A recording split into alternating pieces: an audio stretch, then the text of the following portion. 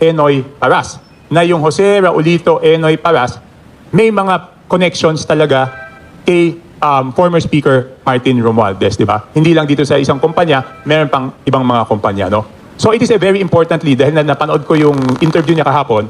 Sabi niya, sa next Senate Blue Ribbon Committee hearing, ito na yung iimbitahan nila, yung si Attorney Jose Raulito Enoy Paras. So napaka-importanting lead yun dahil yun ang koneksyon noong 30 Tamarin, yun na nagdudugtong eh. Kung nandito yung 30 Tamarin, nandito si former Speaker Martin Romualdez, paano mapagdudugtong? So ngayon, unti-unti nang napagdudugtong dahil yung Jose Raulito Enoy Paras, konektado kay former Speaker.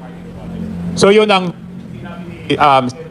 kahapon, doon sa isang interview na napanood ko, na iper-pursue naman nila itong yung stockholder na to. So makikita na natin kung ano yung mga ano. Because he is a director in corporations connected kay former Speaker Martin Romualdez. So may link na ngayon. So yun ang lead ni Senator Ping, natutulong